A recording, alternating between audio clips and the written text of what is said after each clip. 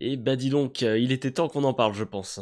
Bonjour à toutes et à tous, c'est Gaël, on se retrouve aujourd'hui dans une nouvelle vidéo, et vous l'avez compris, il va être temps, enfin, de revenir sur le Royal Rumble 2025, le premier gros premium live event de la WWE cette année, qui était particulièrement attendu et qui a particulièrement déchaîné les passions, on va pas se mentir. On va revenir en détail sur tout ce qui s'y est passé, les victoires de Charlotte Flair, de Jey Uso qui était complètement inattendu, le match par équipe, je sais pas vraiment ce que c'était entre Cody Rhodes et Kevin Owens.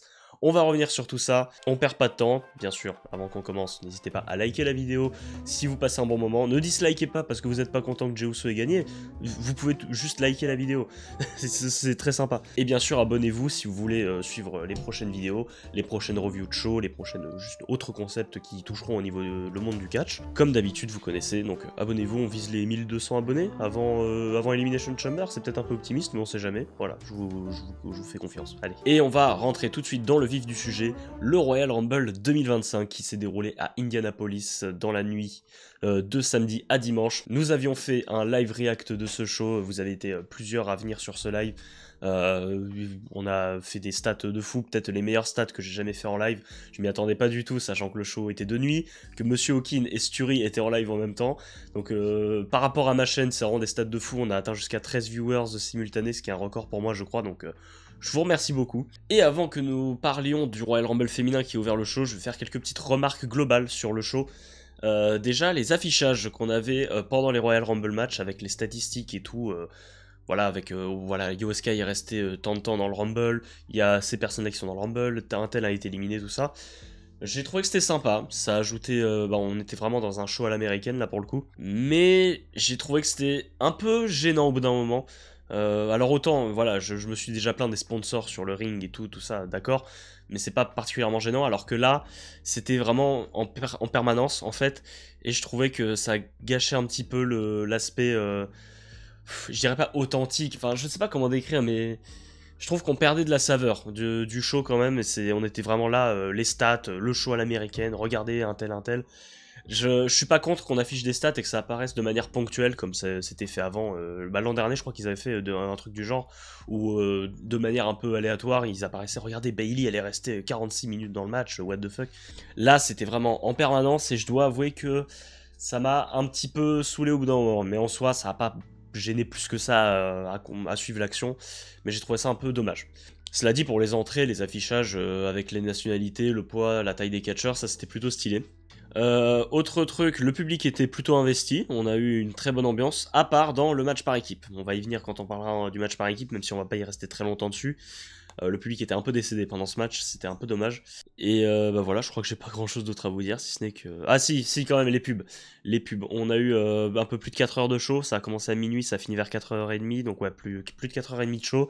Et je pense qu'on était... Je sais pas combien de temps de pub on a eu au total, mais on en a eu beaucoup. Le temps entre chaque match, c'était long. C'était limite un kick-off entre chaque match, c'était vraiment long. Voilà, mais en même temps, la WWE, maintenant, c'est Netflix, tout ça. Il faut les pubs, il faut mettre en avant les sponsors, tout ça pour l'argent. C'est normal, mais c'est pas ce qu'il y a de plus agréable, on va pas se mentir. Et je pense qu'on va pouvoir enfin commencer. Je vais me décaler pour afficher les matchs, vous connaissez bien sûr. Et on va commencer par parler du Rumble féminin.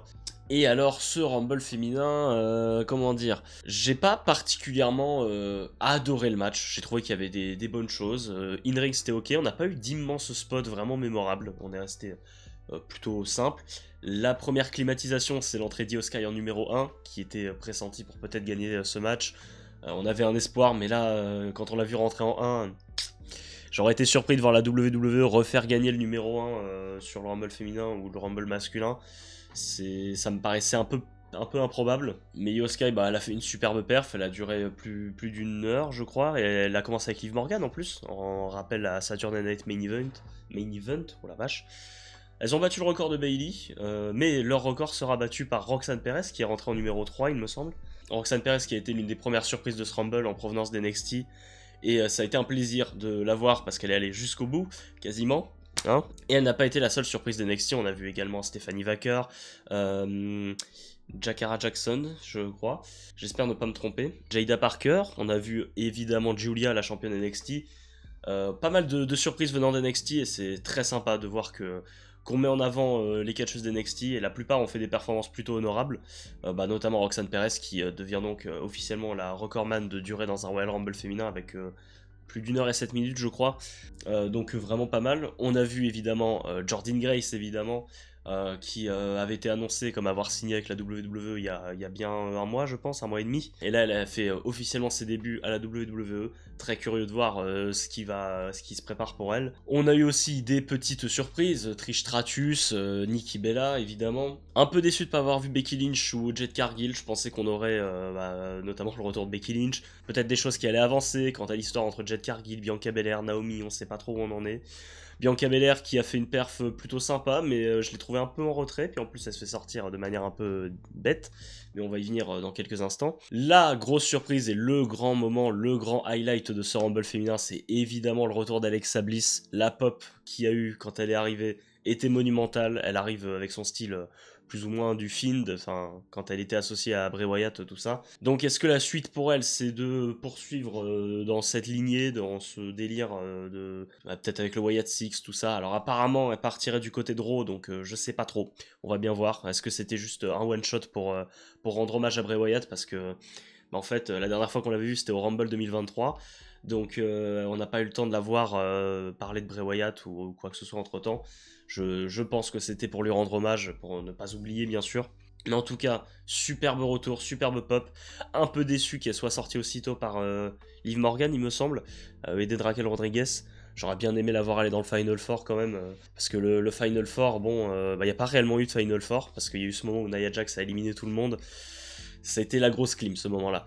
Alors Nia Jax, bon, on a tous reconnu que Nia Jax avait fait d'énormes progrès, qu'elle a été l'une des meilleures catcheuses de WWE en 2024. Et c'est normal que ce soit la menace qui élimine du monde. Mais là, le truc, c'est qu'elle a éliminé je sais pas combien de personnes d'un coup, avec des potentielles favorites. Donc Bianca Belair, il y avait Io Sky, il y avait Liv Morgan dans le tas, il y avait, je sais plus qui y avait d'autres, mais il y avait quasiment tout le monde. Peu de temps après, elle a éliminé Bayley, Nikki Bella. Bon, Nikki Bella, on n'y croyait pas trop, on va pas se mentir. Mais le truc, c'est que une fois que tout le monde a été éliminé, il restait Nia Jax, Roxanne Perez et Charlotte Flair. Et oui, parce que du coup, j'ai pas encore parlé de Charlotte Flair, mais vous le savez très bien, c'est elle qui a remporté ce Royal Rumble. Mais à partir du moment où il restait que Nia Jax, Roxanne Perez et Charlotte Flair, ça paraissait évident, quoi. On n'avait pas vraiment envie de voir Nia Jax remporter le Rumble, on n'y croyait pas trop. Roxanne Perez, c'était beaucoup trop tôt. Jamais tu envoies une Roxanne Perez maintenant, à ce stade-là de sa carrière, à WrestleMania. Charlotte Flair, c'était le choix logique. Et on avait été prévenus, elle était la grande favorite, elle a annoncé son retour, on était prévenus, mais mine de rien, on a quand même été déçus. La plupart des gens, en tout cas, n'étaient pas contents de voir Charlotte Flair gagner, et moi le premier, j'adore Charlotte Flair, son match contre Rhea Ripley à WrestleMania 39, j'en parlerai très longtemps. Le nombre de matchs légendaires qu'elle a à son actif, il n'y a aucun doute là-dessus. Juste, elle avait pas besoin de ce Royal Rumble, elle en avait pas besoin du tout, et oui, c'est la fin en fait qui n'aide pas du tout. Parce que si t'avais gardé Io Sky, Bianca Belair, peut-être Liv Morgan, je ne sais pas, à la fin pour le Final Four, là il y aurait eu du suspense. Et même si on avait râlé à la fin, malgré la victoire de Charlotte Flair, il y aurait eu un peu plus de suspense à la fin. Là, une fois qu'il restait que Roxanne Perez et Nia Jax, on n'y croyait déjà plus.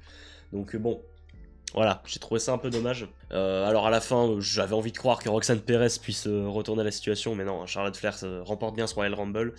Le match qui semble tout tracé à WrestleMania, c'est contre Tiffany Stratton. Ça risque d'être très très bien, mais quand même déçu qu'on n'ait pas eu tout simplement qu'on n'ait pas eu autre chose pour le Royal Rumble, qu'on n'ait pas décidé que Charlotte Flair passe plutôt par l'Elimination Chamber, ou tout simplement, je sais pas, qu'elle se qualifie d'une autre manière, et qu'on ait, pourquoi pas une Io Sky, une Bianca Belair pour aller challenger Rhea Ripley, j'aurais bien aimé. Et bon voilà, Charlotte Flair remporte ce Rumble. Ça laisse un goût amer, pour autant le Rumble était pas forcément mauvais, mais voilà, j'en avais parlé lors de la dernière vidéo Avis Impopulaire, c'est que même si tout était bon pendant 1 heure, si le but, l'objectif à la fin, la finalité est décevante, l'heure de catch qu'il y a eu avant, c'est pas ce qu'on va retenir en priorité malheureusement. Finalement ça pourrait s'appliquer au Rumble masculin, mais on va y venir après quand je vais donner mon avis là-dessus. Je pense que vous avez hâte de connaître mon avis sur le Rumble masculin. Donc voilà, victoire de Charlotte Flair, j'ai trop parlé déjà, et on va pouvoir passer au match par équipe. Et le match par équipe, il n'y a pas forcément grand chose à dire, si ce n'est que c'était du très bon catch, on s'y attendait, les deux équipes sont excellentes. Le seul problème, c'est que le public n'était pas très vocal, alors on peut comprendre que voilà, on sortait du Rumble féminin. Puis là, tu te retrouves avec 4 catcheurs qui, bien qu'ils soient excellents, sont pas forcément des plus populaires. Et du coup, les 70 000 personnes présentes dans l'arène n'ont pas forcément donné beaucoup de crédit à ce match, et ce qui est vraiment dommage parce que c'était vraiment super ce qui a été proposé. Pour moi, c'était un match hyper important parce que tu avais besoin d'un match comme celui-là pour relancer la division par équipe. C'est en tout cas le premier match par équipe pour les titres par équipe en Premium Live Event depuis WrestleMania 40, ça fait presque un an. C'est assez énorme. Oui, c'est un match important parce que pour relancer la division par équipe dans le Premium Live Event, t'avais besoin d'un match comme ça. Et en plus de ça, voilà, victoire de DIY, pas forcément clean parce que intervention des Street Profits à la fin. Et c'est très cool parce que du coup, t'as une nouvelle équipe qui vient pour challenger DIY pour le titre. T'as plusieurs équipes qui sont intéressées pour devenir championne. Et c'est intéressant, voilà, il y a du suspense qui se crée autour des ceintures. Et voilà, c'était important que la WWE ne se rate pas sur ce coup-là. Pour moi, tout s'est très bien déroulé. Seul problème, c'est bah voilà, le public qui n'a pas forcément rendu hommage correctement à ce match. En tout cas, j'espère que ça va relancer correctement la division par équipe et j'espère que du coup les championnats par équipe seront plus régulièrement défendus en Premium Live Event et que ce sera pas juste un one shot pour dire aux gens n'oubliez pas, on a les weekly et dans les weekly, bah il y a les championnats par équipe. Non, les championnats par équipe fut une époque, c'était une division hyper importante. Je pense à l'Attitude Era avec les Hardy Boys, AJ Christian, les Dudley Boys, tout ça. C'était vraiment, les matchs par équipe étaient hyper attendus, t'avais des histoires folles. Maintenant, bah, c'est relégué à la mid-card, c'est même en dessous des championnats de mid-card presque, parce que les titres ne sont pas défendus en Premium Live Event. Et j'espère du coup que ça marquera un tournant et que les championnats par équipe vont pouvoir être relancés. Victoire de DIY, c'était un excellent match. Et voilà, je pense que j'en ai dit assez, on va pouvoir passer au match d'après. Et le match d'après, mesdames et messieurs... Voilà, j'ai encore pas les mots. Cody Rhodes contre Kevin Owens. Voilà, c'est le seul match où j'ai pas pris de notes pour vous en parler. J'ai juste marqué oula avec 3 petits points, même 4 petits points. Qu'est-ce qu'il y a à dire sur ce match? Alors, la hype de mon côté était plutôt élevée, même si j'ai un léger problème avec les matchs de l'échelle. Je trouve que bah, pour finir une storyline, c'est pas forcément ce qu'il y a de mieux. C'est très propice à juste protéger l'adversaire qui perd le match dans la défaite. C'est beaucoup de oh là là, je monte à l'échelle, mais en fait mon adversaire il revient parce que j'ai pris 10 ans à monter à l'échelle, tout ça. Il y a beaucoup de ça, mais ils ont su rendre ce match. Je sais même pas si on peut parler encore d'un match parce que c'est parti dans tous les sens. Alors le début de match c'est resté ok, on a quand même eu ce vilain bump de Cody je crois, ou de Kevin je sais plus, qui prend un body slam sur les espèces d'attaches de l'échelle à l'extérieur du ring. C'était déjà impressionnant, on est allé se battre à l'extérieur, tout ça dans le public, ça c'était très cool, les gens étaient contents. Mais il y a surtout cette fin de match, ceux qui étaient sur le live react ont vu, c'est la première fois de ma vie. Alors je suis peut-être un peu trop naïf, il était 4h du matin, peut-être que j'étais un peu trop émotif ou quoi, mais c'est la première fois en regardant du catch que j'ai eu vraiment peur pour Kevin Owens et Cody Rhodes. Alors déjà il y a eu ce bump insensé de Kevin Owens sur le côté de l'échelle, là qui était sur le milieu du ring, je pense que vous voyez de quoi je parle. Cody Rhodes qui l'a soulevé par-dessus ses épaules. Kevin Owens a pris un bump de zinzin, mais ça s'arrête pas là parce que Cody il est parti monter à l'échelle pour essayer de décrocher les ceintures, mais non, Kevin Owens est revenu, il lui a apporté une powerbomb sur l'arête d'une échelle qui était placée dans un coin. Insensé, encore une fois. Et il y a eu là ce spot qui... Alors beaucoup de gens ont retenu le dernier spot du match, moi c'est surtout celui-là qui m'a retenu parce que c'est là que j'ai eu très peur en fait. C'est ce moment du coup où Kevin Owens y place Cody sur une échelle qui est en mode échafaudage entre une échelle placée au milieu et les cordes. Il s'apprête à partir pour un frog splash. Cody se réveille et là Cody s'apprête à partir pour une superplex. Là tu te dis si la superplex elle passe, bon bah c'est fin de carrière pour les deux. Et ben pire que ça. Kevin Owens retourne la situation et porte son Fisherman Brainbuster ou un truc comme ça, je sais pas trop comment ça s'appelle. Sur l'échelle, le bump est impressionnant. Kevin Owens il se réceptionne très mal sur la tête, je crois. On a vu qu'il s'est beaucoup tenu la tête.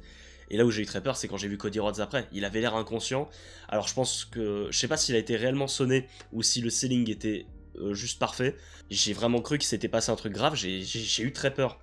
Et d'autant plus quand t'as vu tous les arbitres, tout le personnel autour, Nick Aldis qui arrive, Sami Zayn qui était là aussi, Sami Zayn qui finalement n'a rien fait, qui était juste là à regarder ses deux amis s'entretuer littéralement. On a eu ça et j'ai été rassuré, Cody Rhodes s'est réveillé d'un coup, il s'est déchaîné, le bon crossroads des familles, et après ça il y a eu ce spot final sur la table des commentateurs, il y avait une autre échelle placée en échafaudage, et là, l'Alabama Slam de Cody Rhodes sur l'échelle. Le selling de Kevin Owens était au top. J'espère en tout cas que les deux catcheurs vont bien.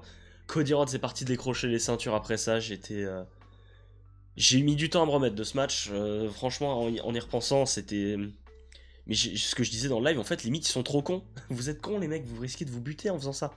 Alors, j'ai pas vu de retour par rapport à leur état de santé. J'espère que c'est positif, du coup, et qu'ils sont pas trop blessés. Je me doute qu'ils sont pas ressortis indemnes, mais j'espère en tout cas qu'ils vont bien et que ça va. J'espère juste qu'ils vont bien, en fait. J'espère juste qu'ils vont bien. Et là, voilà, on peut dire ce qu'on veut sur Cody Rhodes, on peut dire ce qu'on veut sur Kevin Owens. Je sais que Cody Rhodes fait pas l'unanimité du tout, j'en parle tout le temps. Mais là, tu peux pas ne pas respecter ce qu'ils ont fait. Et là, on a vu le Cody Rhodes vraiment penchant heel, presque méchant, qui est venu célébrer au-dessus d'un Kevin Owens quasiment inconscient, en sang, avec Sami Zayn à ses côtés. Mais ce plan de Cody Rhodes qui célèbre avec la ceinture sur la table des commentateurs, en fond d'un Kevin Owens qui est en souffrance, qui est complètement à bout, c'était fou. Ce match est un classique, c'est déjà un potentiel match de l'année. Incroyable. Grand respect à Cody Rhodes et Kevin Owens. J'ai eu peur, ils m'ont bien eu. Et le Rumble masculin commence après. Bon, après, on a eu quand même bien 20-30 minutes de pub. Donc on a attendu. Mais ça y est, nous y voilà, le Rumble masculin, qui était ô combien attendu, parce que pour une fois, il y a du suspense. On sait pas du tout qui va gagner. Alors, il y avait des favoris qui se dégageaient, CM Punk et John Cena notamment. On avait également Drew McIntyre, Roman Reigns. Et ce Rumble va commencer par beaucoup de catcheurs de la mid-card, mais avec du gros work rate. On a eu beaucoup de catch, avec des superbes noms, Penta, Rey Mysterio, Andrade, Carmelo Hayes, Santos Escobar, Chad Gable, tout ça. On a eu du grand catch en début de Rumble, c'était très appréciable. On a eu le spot fun avec Aisho Speed, Akira Tozawa, tout ça. Braun Breaker, évidemment, qui a fait une superbe perf avec cette élimination d'Aisho Speed absolument incroyable. Jacob Fatu aussi, qui a eu le run qu'on attendait, la grosse menace qui a fait beaucoup de dégâts. Je m'attendais pas à ce qu'il soit sorti par Strowman, honnêtement. Je pensais qu'il allait sortir Strowman, finalement non. Et on n'a pas eu énormément de star power dans les 15 premières places, finalement. On a eu, comme je disais, surtout du work rate, avec soit des stars montantes, soit juste des excellents catcheurs. Ma déception, c'est que Carmelo Hayes a été le premier éliminé de ce Rumble, hein, fait chier. Et Andrade a été éliminé très vite derrière par Jacob Fatu. Vous savez à quel point j'adore ces deux catcheurs, donc forcément, j'étais pas très heureux. Et le Rumble a pris une toute autre tournure, je pense, à l'entrée 15. Parce que l'entrée 15, c'était nul autre que... Vous dites son nom, il apparaît, Joe Hendry. Il était pressenti pour venir au Rumble, et il était vraiment là. Les gens étaient contents, la pop était monumentale. Et qui c'est qui est rentré juste après Joe Hendry en numéro 16? Je l'attendais pas aussitôt du tout. Roman Reigns. Donc on a eu Joe Hendry face à Roman Reigns. Bon, Joe Hendry, il a pas fait grand chose finalement, il a encaissé une spear et il est sorti par Roman Reigns. Reigns, il a fait un ménage de fou, il a éliminé 3 ou 4 personnes en arrivant. Miz, Sheamus, Joe Hendry. Et c'est vraiment à partir de là qu'on a le gros star power qui va arriver. On a eu Drew McIntyre qui est arrivé juste après avec face-off de fou avec Roman Reigns. Évidemment, peut-être mon moment préféré du Rumble masculin, le retour d'AJ Styles avec son ancien thème. Vous savez que c'est un de mes catcheurs préférés et qui revient en plus avec son ancien thème. Bordel, j'étais tellement heureux de revoir AJ Styles. Ensuite, on a eu John Cena, évidemment, numéro 23, qui a éliminé Braun Strowman et Finn Balor, d'ailleurs, c'était plutôt impressionnant. J'ai beaucoup aimé la réaction de John Cena après avoir éliminé Braun Strowman, il était en mode « Waouh, je l'ai fait, what the fuck, comment ça, j'ai éliminé Braun Strowman, incroyable !» On a eu ce face-off avec Roman Reigns, et évidemment ce spot absolument lunaire, où CM Punk arrive alors que Reigns et Cena se regardent. Évidemment, Punk prend son temps pour permettre à l'entrée numéro 25, d'arriver. Seth Rollins, on a eu Seth Rollins, John Cena, CM Punk, Roman Reigns dans le même ring. L'image était absolument folle. Bon, Seth Rollins n'a pas perdu de temps, lui, il s'en est pris à CM Punk tout de suite. Ensuite, la fin de match, c'était Dominic Mysterio en 26, Damien Priest en 27, je crois. Faudra me corriger, je me trompe peut-être. LA Knight en 29, Logan Paul en 30. Et je pense qu'on va parler de la fin du match, qui a beaucoup fait parler, et très peu en positif, en tout cas de ce que j'ai vu. Alors, on va parler de Logan Paul, déjà. Logan Paul que... J'ai du mal avec Logan Paul, hein. Je reconnais qu'il est très bon, hein. Le match contre Roman Reigns, incroyable, bien sûr. Mais bon, j'ai toujours ce sentiment qu'il a pas sa place ici. La dernière fois qu'on l'a vu, c'était à SummerSlam, et il revient, et il vient faire un Final Four de Royal Rumble. Parce que du coup, on arrive à ce moment, cette rencontre entre Roman Reigns et Seth Rollins, absolument incroyable. Ça se bagarre, les deux manquent de s'éliminer l'un et l'autre. Et à ce moment où Roman Reigns porte une corde à linge à Seth Rollins, Rollins passe presque par-dessus la troisième corde, il s'accroche, et du coup les deux se retrouvent dans une position un peu délicate, et forcément CM Punk vient sortir les deux. J'étais un peu triste à ce moment-là, parce que Rollins et Reigns, j'avais espoir que l'un des deux gagne. Et à ce moment-là, je me dis, bah, c'est bon, c'est Punk qui gagne le Rumble, il vient de sortir Roman Reigns et Seth Rollins. Et non, Logan putain de Paul qui sort CM Punk. Là, à ce moment-là, j'étais pas des plus heureux. En plus, il avait sorti AJ Styles juste avant, donc oui, j'étais un peu furibond, si je puis dire. Comme je l'ai dit, j'étais pas spécialement hypé que CM Punk remporte le Rumble, mais qu'il se fasse sortir par Logan Paul, pas fan du tout. Donc du coup, on a un final à 3 que strictement personne n'aurait imaginé.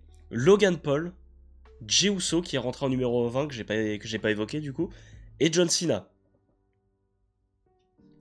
Ouais. Et alors on a ce spot que j'attendais pas du tout. John Cena s'apprête à porter le double attitude adjustment à son âge avancé. On sent bien que John Cena quand même est diminué, on l'a remarqué je trouve. Mais à son âge il tente ça avec Jey Uso et Logan Paul sur ses épaules. Jey Uso s'en sort et va porter un super kick à Logan Paul sur les épaules de John Cena. Et John Cena va sortir Logan Paul dans la foulée. J'étais très heureux déjà que Logan Paul soit sorti parce que j'ai commencé à avoir peur qu'il gagne le Rumble. Parce que bon, on nous a parlé d'un match entre Logan Paul et Gunther pour WrestleMania. Pour l'instant, on y échappe, je crois. Et là, on se retrouve avec ce final improbable entre Jey Uso et John Cena. Et bon, quand on s'est retrouvé à 3, que CM Punk venait d'être sorti, je me suis dit, bon, c'est évident, John Cena va gagner, là, on est parti pour. Et on a une finale, c'était un peu long, Yeet contre John Cena, quoi. Et on a ce moment qui est le pire, le plus stressant, où les deux se retrouvent sur l'apron, ça s'échange des coups. Et là, il y a ce super kick de Jey Uso qui manque d'éliminer John Cena. Cena s'accroche. Et là, John Cena part pour le AA. Jey Uso est sur ses épaules. Mais Jey Uso, la présence d'esprit, il se dégage et retourne dans le ring, pousse John Cena et remporte le Royal Rumble. Mais encore là, ça me paraît surréaliste, j'arrive pas à réaliser. Je pense que vous avez vu ma réaction sur le live react pour certains. Non? Jey Uso? Quoi? J'ai été particulièrement étonné de la victoire de Jey Uso. Mais absolument personne l'a prédit, parce que voilà, comme je l'ai dit, on entendait John Cena, Drew McIntyre, CM Punk, Roman Reigns, Seth Rollins peut-être. Mais je crois que personne n'a pronostiqué Jey Uso. Personne n'a vraiment pronostiqué Jey Uso déjà dans le Final Four. Jey Uso a remporté le Royal Rumble. Et maintenant, il va être temps que je vous donne mon avis sur cette décision. Alors, déjà, si je tourne la review aussi tard, c'est bon, d'abord parce que j'étais très fatigué du live react et que vraiment hier, j'étais pas du tout dans le mood. Mais en plus de ça, parce que je savais pas quoi dire. Je savais juste pas quoi dire. Que Jey Uso qui gagne le Rumble 2025, ça me paraissait tellement surréaliste. J'ai mis du temps à trouver les mots sur ça. Et donc j'ai écouté un peu les reviews de tout le monde, j'ai écouté les avis des gens, j'ai lu des avis sur Twitter. Bon, c'est clairement pas les avis les plus intéressants, je vous rassure. Mais je me suis fait mon avis de tout ça. Et je dois vous avouer que à voir les réactions des gens, il y a beaucoup de gens qui râlent, tout ça. Je crois que j'adore cette décision. Je crois que je suis trop fan de la victoire de Jey Uso. Ah, je vais peut-être pas me faire des potes, mais franchement, juste pour les gens qui râlent, je suis super content. Non, mais parce que tu vois, quand t'écoutes les gens sur Twitter notamment, parce que c'est là que t'as l'aigreur maximale, enfin Twitter, les X, tu vois, c'est là que t'as l'aigreur maximale des gens, quel que soit le domaine. Et c'est vrai que t'as beaucoup de gens qui sont pour la victoire de Jey Uso, qui exposent les anti-Jey Uso. C'est genre, c'est des gens qui se plaignent de base qu'on ne push pas un mec qui est over, que les gens adorent. Et là, on push enfin un mec qui est over avec la foule, qui est le numéro 1 de vendeur de merch de la WWE, et les gens râlent, parce que ouais, c'est Jey Uso, oui, c'est que des hits, in-ring, il fait que des super kicks, et tout ça. Mais est-ce que vous êtes capable d'apprécier quelque chose par moment? Alors je comprends que vous soyez pas fan de Jey Uso, je comprends que vous auriez préféré voir John Cena, d'accord? Mais à un moment, les gens qui soutiennent notamment, quand par exemple... je sais pas, Braun Strowman en 2018, il était ultra over, la WWE lui a pas donné le titre quand il fallait.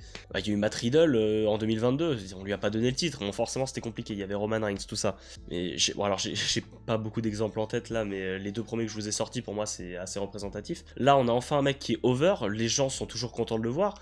D'ailleurs ces mêmes personnes qui sont contre la victoire de Jey Uso, je pense Je crois que c'était les premiers à allumer leur téléphone à Backlash l'an dernier pour soutenir Jey Uso quand il est rentré. Et ce qui fait râler les gens, c'est que Jey Uso, c'est pas le meilleur in-ring, peut-être. C'est pas celui qui va te faire des trucs hyper techniques. Il va rester très simple. C'est aussi parce que aujourd'hui son personnage ça se résume à dire hit, tout ça, mais en même temps Jey Uso sur les 5 dernières années c'est peut-être un des personnages les mieux développés de la WWE.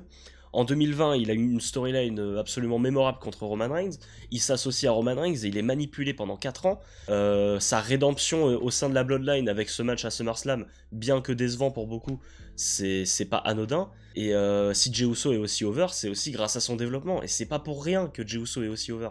Un mec ne devient pas over juste parce qu'il dit hit. Il y a bien plus que ça. Et l'autre truc qui fait que ça râle, c'est que ouais, mais on va pas le mettre encore contre Gunther, ça fait 18 fois qu'ils s'affrontent. Mais au final, est-ce que les plus belles histoires, c'est pas quand un mec galère à battre quelqu'un et que à terme, il arrive enfin à le battre, il arrive enfin à accomplir son rêve de devenir champion du monde en battant son Némésis? Est-ce que c'est pas là aussi une des plus belles histoires? Cody Rhodes, l'histoire elle est similaire avec Roman Reigns, c'est dans ce délire là. Daniel Bryan à WrestleMania 30, bon, il avait déjà battu Randy Orton avant, mais c'est l'accomplissement de plusieurs mois de storyline, il arrive enfin à se débarrasser de l'autorité. Il y a beaucoup des plus belles histoires qui sont écrites comme ça en fait, c'est juste des mecs qui perdent à répétition, mais qui finissent par y arriver. Et puis au pire, si c'est pas Gunther, pourquoi on n'aurait pas du coup ce turn de Cody Rhodes? Enfin, Cody Rhodes devient le méchant, et Jey Uso vient le challenger pour lui remettre les idées en place. Wow, Coco, qu'est-ce que tu fais là? J'essaie de trouver du sens dans tout ça, je suis conscient que ça frappe à l'unanimité, et je sais que je vais peut-être pas me faire des potes en défendant la victoire de Jey Uso, mais putain, je suis trop fan de cette victoire, parce qu'en plus de ça, c'était imprévisible, et j'adore être surpris. Qu'est-ce que j'aime être surpris? Les émotions que j'ai vécues devant ce Rumble, ça n'a pas de prix.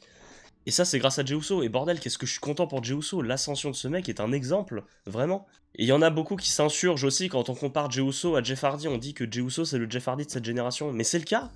Les gamins sont trop contents de voir Jey Uso. Je sais pas si vous avez vu cette vidéo du gamin, du coup, qui... On avait déjà vu quand Jey Uso avait gagné le titre intercontinental.